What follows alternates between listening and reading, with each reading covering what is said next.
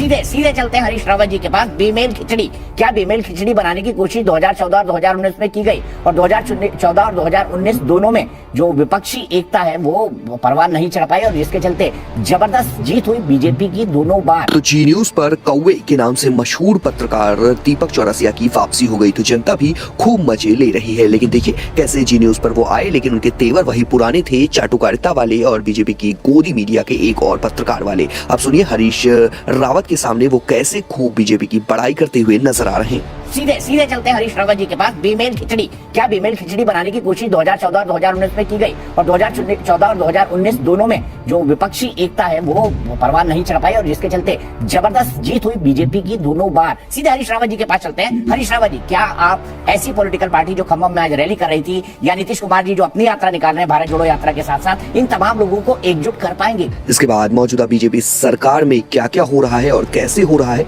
इससे बताते हुए हरीश रावत तो आज बीजेपी पर ऐसा बरसे जो आपने पहले कभी नहीं देखा होगा। जो पेट का सवाल है, रोजगार का सवाल है, देश की पारस्परिक सद्भावना और एकता का सवाल है, भ्रष्टाचार का सवाल है, आर्थिक रूप से जो खाई गरीब और अमीर की बढ़ती जा रही है चंद लोगों के हाथ में, मुट्ठी भर लोगों के हाथ में, 100-125 लोगों के हाथ में देश की सारी दौलत सिमटती जा रही है।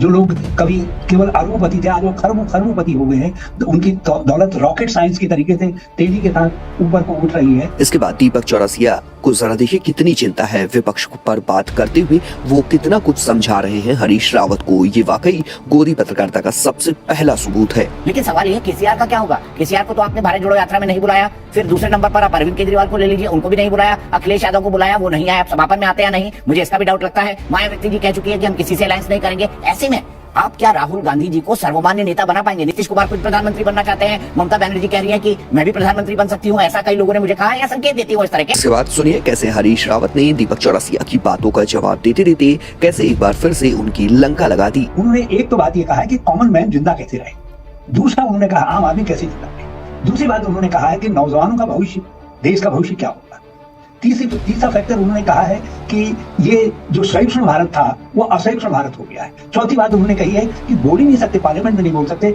मीडिया पर एक ही कुछ लोग, चंद लोगों का कब्जा हो गया है, वो मीडिया में विपक्ष को कोई स्थान नहीं मिल पा रहा है। तो आपने सुना, देखा और समझा कि एक जनता के बीच फेमस पत्रकार कौवे के नाम से दीपक चौरसिया की वापसी हो गई है जी न्यूज में, और अब जी न्यूज की गोदी पत्रकारिता की ताकत में और भी ज्यादा बढ़ावा आ गया है, क्योंकि दीपक चौरसिया भी एक लगातार और एक ही सुर में गोदी पत्रकारिता करते हुए नजर आते हैं।